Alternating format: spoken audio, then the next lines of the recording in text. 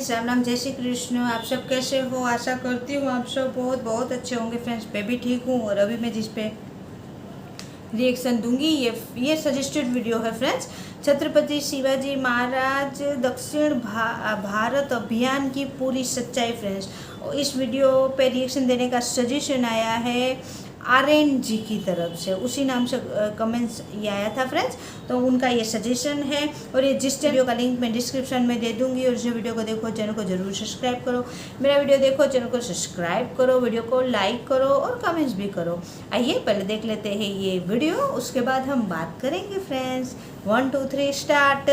दोस्तों, दक्षिण भारत जो मुख्य रूप से अपनी भाषा, संस्कृति, प्राचीन स्मारक, मंदिर, खूबसूरत झरने, शानदार ऊंचे पर्वत और अपनी साउथ फिल्म इंडस्ट्री को लेकर पूरी दुनिया भर में मशहूर है, लेकिन 17वीं शताब्दी तक विदेशी आक्रमणकारियों ने दक्षिण भारत की प्राचीन संस्कृति को सालों साल कुचलकर यहाँ पर अपना वर्चस्व स्थापित कर दिया।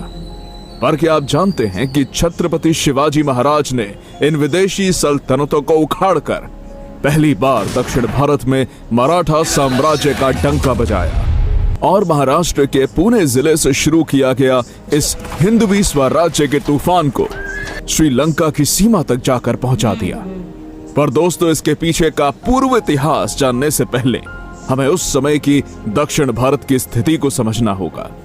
17वीं सदी आते आते पूरा हिंदुस्तान इस्लामी आक्रमणताओं का अधीन हो चुका था। उत्तर मध्य में मुगल और दक्खन में आदिल शाही, निजाम शाही, कुतुब शाही जैसी अनेक विदेशी सल्तनतों ने अपना आतंक मचा के रखा था। मंदिरों को तोड़कर उनका रूपांतर तेजी से मस्जिदों का हो रहा था। स्त्रियों पर अत्याचार, राजकुमारियों का अपहरण और हिंदुओं का जबरन धर्म परिवर्तन करना अपने चरम सीमा पर था। और इतना ही नहीं, हिंदुस्तान के बचे कुचे हिंदू राजाओं ने भी मुगलों की अधीनता स्वीकार करके उनके आगे अपने घुटने टेक दिए थे। अब लोग अपनी सारी उम्मीदें हार चुके थे और इतने बड़े साम्राज्य से टक्कर लेना तो बिल्कुल नामुमकिन था। और इस तरह धीरे धीरे करके पूरा हिंदुस्तान जिहाद की खाई में डूब रहा था। कौन रोकेगा इस आतंक के तूफान को? तभी दक्खन में एक उम्मीद की किरण जगी और 19 फरवरी 1630 को हिंदुस्तान में एक हिंदवी स्वराज्य के तूफान ने जन्म लिया और उस तूफान का नाम था छत्रपति शिवाजी राजे भोसले, जिन्होंने उत्तर भारत के मुगल और दक्खन के मुस्लिम सल्तनतों को पूरी तरह से हिलाकर रख दिया, जो आगे चल के भारत के एक महान और सबसे लोकप्रिय शासक हुए। सन 1645 में मात्र 15 साल की उम्र में शिवाजी महाराज ने तानाजी मालुसरे, येसाजी कंक, सूर्याजी कांकड़े, कान्होजी जेधे, बाजी पासलकर जैसे अनेक वीर मावलों के साथ रायरेश्वर के मंदिर में अपनी उंगली को काटकर शिवलिंग पर रक्त अभिषेक किया और हिंदवी स्वराज्य के शपथ ली। जिसके बाद शिवाजी महाराज ने एक एक करके इन विदेशी सल्तनतों को खदेड़ना शुरू कर दिया और स्वराज में तोरना, राजगद, पन्हाला, कोंढाणा जैसे एक के बाद एक नए किलों को जोड़ते गए। शिवाजी महाराज की इन लगातार जीतों से मुगल, आदिल शाही, कुतुब शाही में हड़कंप मच गया और वो अब जान चुके थे कि हिंदुस्तान में अगर उनको कोई टक्कर दे सकता है तो वो सिर्फ मराठे हैं। फिर 6 जून 1674 को वो सुवर्ण क्षण आया जब अनेक राजाओं, सरदारों के समक्ष अनेक पुरोहितों द्वारा वैदिक पद्धति से और सप्त नदियों के अभिषेक से शिवाजी महाराज का राज्याभिषेक हुआ और वो सुवर्ण सिंहासन पर विराजमान हुए। अब शिवाजी महाराज छत्रपति शिवाजी महाराज बन गए और मराठा साम्राज्य हिंदुस्तान में दिल्ली सल्तनत से अलग स्वतंत्र हिंदुओं का एक साम्राज्य बन गया। इससे औरंगजेब बौखला उठा, लेकिन अब बहुत देर हो चुकी थी। अब बारी थी दक्षिण भारत में मराठों के जीत का परचम लहराने की। इसलिए 6 अक्टूबर 1676 को विजयादशमी के मुहूर्त पर छत्रपति शिवाजी महाराज ने अपना मोर्चा दक्षिण भारत की तरफ निकाला, जिसमें 25,000 घुड़सवार और 40,000 पैदल मराठा सैनिक शामिल थे। मराठे हर हर महादेव की घोषणा देकर दुश्मन की सेना को काटते हुए भाग्यनगर में पहुंचे। भाग्यनगर यानी आज का हैदराबाद शहर। उस समय छत्रपति शिवाजी महाराज के शौर्य पराक्रम, साहस की गाथाएं पूरी दुनिया भर में हवा की तरह फैली हुई थी। इसलिए भाग्यनगर की जनता और वहां का शासक अबुल हसन कुतुब शाह शिवाजी महाराज को देखने के लिए बहुत बेताब था। इसलिए भाग्यनगर में पहुंचते ही छत्रपति शिवाजी महाराज का वहां पर भव्य दिव्य तरीके से स्वागत किया गया, जिसके बाद शिवाजी महाराज लगभग 1 महीना आंध्र प्रदेश और तेलंगाना के प्रदेश में रहे। आंध्र प्रदेश में एक जगह है जिसका नाम है श्रीशैलम, जहां पर भगवान महादेव के 12 ज्योतिर्लिंगों में से एक ज्योतिर्लिंग है, जिसे मल्लिकार्जुन मंदिर के नाम से जाना जाता है। परंतु सन 1565 में तालिकोटा के युद्ध के दौरान दक्खन मुस्लिम सुल्तानों ने इस मंदिर को तहस नहस कर दिया था। बाद में जब छत्रपति शिवाजी महाराज इस मंदिर के पास में पहुंचे तो उन्होंने बहुत ही बड़ी दुर्दशा इस मंदिर की देखी और तुरंत अपने सैनिकों को आदेश देकर इस मंदिर का फिर से जीर्णोद्धार किया। कृष्णा नदी पर भक्तों के लिए कई सारे स्नान घाट, गोपुरम और धर्मशालाओं का निर्माण किया। इस मंदिर की सुरक्षा हो सके इसलिए यहाँ पर अपने सैनिकों को तैनात किया और इसी कारण इस मल्लिकार्जुन मंदिर के उत्तरमुखी द्वार को छत्रपति शिवाजी महाराज नाम दिया हुआ है। और इस प्रकार मराठा शासनकाल में इस मंदिर का वैभव फिर से लौट आया।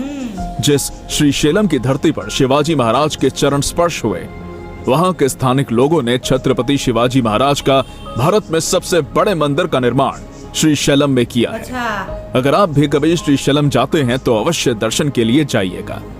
अब मराठा सेना श्रीशैलम से आगे बढ़कर कृष्णा नदी को पार करते हुए तिरुपति गई और तिरुपति के रास्ते गुजर ही रही थी, तभी शिवाजी महाराज को एक बहुत ही सुंदर गांव दिखाई दिया जिसका नाम था तिरुवन्नमलई। तभी शिवाजी महाराज के सामंत जनार्दन पंत बोले कि महाराज, यहाँ के स्थानिक लोगों से पता चला है कि एक समय में यह गांव हिंदुओं का तीर्थ क्षेत्र हुआ करता था और यहाँ पर श्री शिव और समोत्ती पेरुमल नाम के 2 भव्य दिव्य मंदिर हुआ करते थे। फिर शिवाजी महाराज ने सवाल पूछा, फिर आगे इन मंदिरों का हुआ क्या? तब जनार्दन पंत बोले कि महाराज, विजयनगर साम्राज्य के पतन के बाद यहाँ के मुस्लिम शासकों ने इन सभी मंदिर को तोड़कर उनके ऊपर अब अनेक मस्जिदों का निर्माण किया है। ये बात सुनते ही शिवाजी महाराज तुरंत इस गांव में दाखिल हुए और महाराज ने देखा कि शिवलिंग, महादेव का नंदी और मंदिर के कई सारे पुराने अवशेष मस्जिदों के आजू बाजू में जमीन पर बिखरे पड़े थे। ये सभी दृश्य देखकर शिवाजी महाराज अत्यंत संतप्त हुए और कहा कि मजहब के नाम पर यहाँ कितना अधर्मी कृत्य चल रहा है। महाराज ने तुरंत सरसेनापति हम्बीर राव मोहिते को इन सभी मस्जिदों को गिराने का आदेश दिया। इस बात पर जनार्दन पंत बोले कि महाराज, इससे मुस्लिमों के भावनाओं को दुख पहुंचेगा। इस बात का जवाब देते हुए छत्रपति शिवाजी महाराज बोले कि इस मंदिर को बनाने में कितने शिल्पकार कलाकारों ने दिन रात एक की होगी और जब हमारे हिंदू मंदिरों को तोड़ा जा रहा था तब किसी ने ये नहीं सोचा कि इससे हमारे हिंदुओं के भावनाओं को कितनी ठेस पहुंचेगी। अगर हमारे पवित्र जगहों पर, हमारे राज्य में अगर किसी ने ऐसा करने की कोशिश की तो उसकी खैर नहीं। जिसके बाद छत्रपति शिवाजी महाराज के आदेश पर तुरंत इन मस्जिदों को यहाँ से हटाकर भगवान महादेव के मंदिर का फिर से निर्माण किया गया और हजारों गौमाता के दूध से शिवलिंग पर अभिषेक किया और इस मंदिर में फिर से ज्योतिर्लिंग की पुनर्प्रतिष्ठा की। इससे हमें छत्रपति शिवाजी महाराज की धर्म के प्रति निष्ठा और प्रेम भावना दिखाई पड़ती है। इस प्रकार मराठा शासनकाल में इस मंदिर का वैभव फिर से लौट आया। मराठा सेना तिरुवन्नमलई से मद्रास में दाखिल हुई। मद्रास यानी आज के तमिलनाडु का चेन्नई शहर। चेन्नई शहर में एक बहुत ही खूबसूरत और शानदार मंदिर है जिसका नाम है काली कंबलम, जो देवी महाकाली को समर्पित है। 3 अक्टूबर 1677 को छत्रपति शिवाजी महाराज इस मंदिर में पहुंचे और देवी महाकाली का दर्शन करके इस मंदिर में एक बड़े पूजा की आयोजना भी की और इस मंदिर को बड़े पैमाने पर धनराशि भी दान की। इस मंदिर के शिलालेख में छत्रपति शिवाजी महाराज का दक्षिण दिग्विजय का वर्णन हमें देखने को मिलता है। उस समय पूरे दक्खन में किसी सल्तनत में हिम्मत नहीं थी कि जो छत्रपति शिवाजी महाराज से टक्कर ले सके और उत्तर भारत का बादशाह औरंगजेब इसी आशा में जीता रहा कि एक दिन अल्लाह हमें जरूर कामयाब करेगा। पर मराठों के हाथों बार बार पराजय होने के दुख में औरंगजेब की मृत्यु हो गई और हिंदुस्तान को काबीज करने का सपना ही रह गया। और इस प्रकार आज हमने छत्रपति शिवाजी महाराज के दक्षिण दिग्विजय में किए गए हिंदू मंदिरों को जीर्णोद्धार और पुनर्निर्माण के बारे में जानकारी प्राप्त की। दोस्तों, अब आगे छत्रपति शिवाजी महाराज का दक्षिण दिग्विजय का ये तूफान किस प्रकार दक्खन की सबसे ताकतवर सल्तनत आदिल शाही की सीमा पर जा धड़का, जानने के लिए देखिए इस वीडियो का दूसरा पार्ट। तब तक आप चैनल को सब्सक्राइब करके बेल आइकन को प्रेस करके रखिए।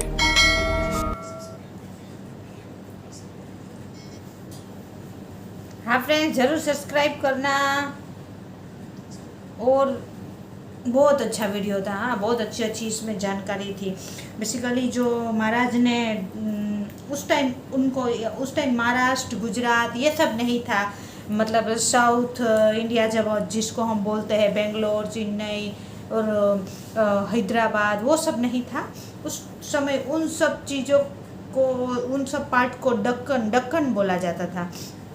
और महाराज का जो इस तरफ का जो दक्कन था, गुजरात है, ये उन्होंने विजय कर लिया था।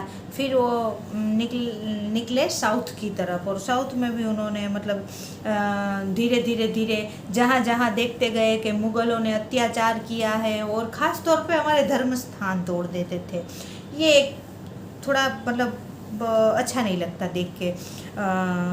और जो ये मल्लिकाई अर्जुन जो हमारे भोले बाबा है, जो 12 ज्योतिर्लिंग भोले बाबा की है, उसमें से एक ये भी है। तो वो भी महाराज ने देखा कि काफ़ी मतलब उनको तोड़ दिया गया था, और मंदिर की काफ़ी दुर्दशा थी। तो उधर महाराज ने मंदिर बनवाया, नदी के किनारे काफ़ी घाट बनवाए फ्रेंड्स, और काफ़ी महाराज ने उन पे काम किया। और ना कि काम किया फ्रेंड्स, उधर सिक्योरिटी भी छोड़ी कि कोई दोबारा इन पे हमला नहीं कर सके फ्रेंड्स। ऐसे करते करते वो चेन्नई गए। बीच में एक अच्छा सा गांव आया, उनमें भी वो देखे काफ़ी मंदिरों की हालत काफ़ी खस्ता थी, काफ़ी तोड़ दिए गए थे। तो उधर भी महाराज ने पुनर्निर्माण करवाया फ्रेंड्स।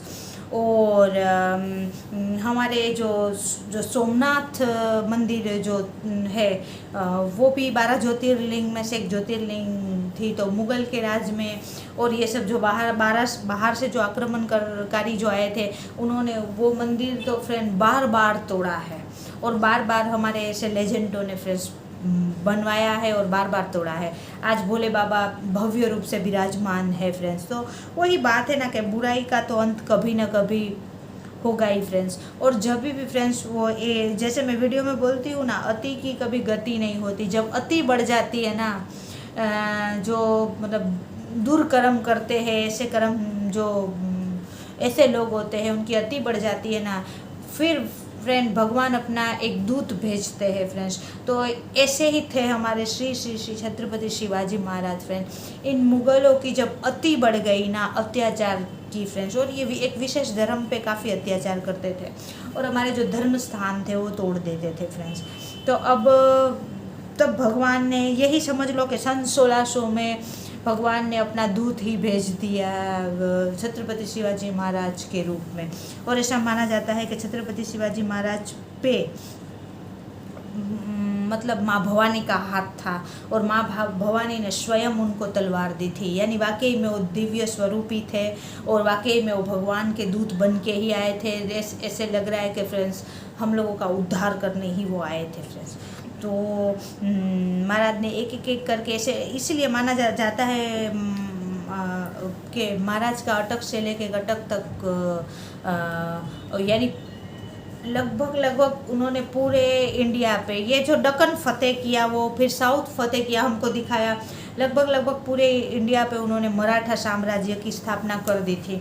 और मेरे को एक पता चला कि जब महाराज 15 साल के थे, हाँ मेरे को ये पता था कि भोले बाबा की शिवलिंग को उन्होंने तिलक, अपने अंगूठा काट के तिलक करके अपना अभिषेक किया था कि आज से मतलब मुग़ल का खात्मा करने की शुरुआत ही मानी जाएगी। क्योंकि उस टाइम, जैसे इस वीडियो में भी बोला गया फ्रेंड्स, के लगभग सारे हमारे हिंदुस्तान पे मुग़ल का राज हो चुका था। और तब हमारे श्री छत्रपति शिवाजी महाराज केवल 15 साल में फ्रेंड्स उन्होंने जो यशाजी कंक जो तानाजी थे, वो जो सब थे, उनके सामने ये भोले बाबा को तिलक करके उन्होंने बेसिकली स्वराज की स्थापना की थी फ्रेंड्स।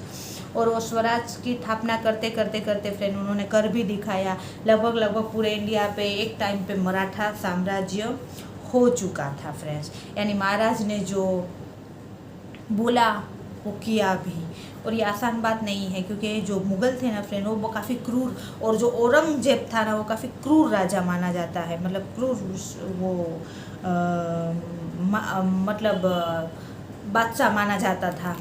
उनके टाइम पे ये महाराज ने अपने स्वराज की स्थापना की, और वो पहले से हिंदू राजा बने जो मुग़ल के सामने लगभग पूरे हिंदुस्तान पे उन्होंने, वो मुग़ल का राज था, उनके सामने महाराज खड़े हुए हिंदू राजा के रूप में।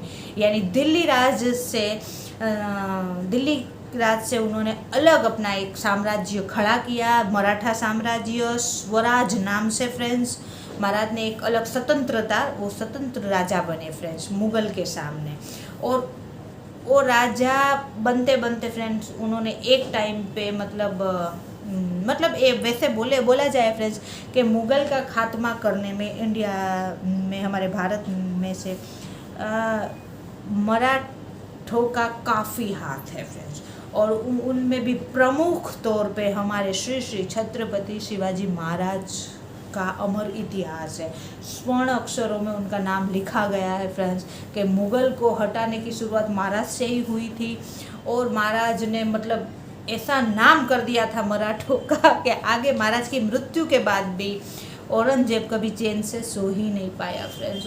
वो बेचारा दक्कन पे राज करने का सपना देखते देखते वो भी फिर भगवान को प्यारा हो गया। तो ऐसे थे हमारे श्री छत्रपति शिवाजी महाराज। तो इसमें काफ़ी डीपली जानकारी थी, और ख़ास तौर पे जो साउथ में महाराज का विजय मिशन था वो उन्होंने विजय जो करी थी, और हमारे जो धर्म स्थान काफ़ी बनवाए हैं महाराज ने। यानी ये देखते हैं ना फ्रेंड्स तो बहुत प्राउड महसूस होता है फ्रेंड्स कि हम मतलब महाराज को अपना आदर्श मानते थे फ्रेंड्स। यानी वीडियो बहुत अच्छा था फ्रेंड्स। सजेशन के लिए आर्यन को थैंक यू। और ये वीडियो बहुत अच्छा था, काफ़ी डीपली इसमें जानकारी थी फ्रेंड्स। और अब मिलते हैं फ्रेंड्स, सॉरी उससे पहले ओरिजिनल वीडियो का लिंक मैं डिस्क्रिप्शन में दे दूँगी फ्रेंड्स। ओरिजिनल वीडियो को देखो, चैनल को जरूर सब्सक्राइब करो, मेरा वीडियो देखो, चैनल को सब्सक्राइब करो, वीडियो को लाइक करो, कमेंट्स भी करो।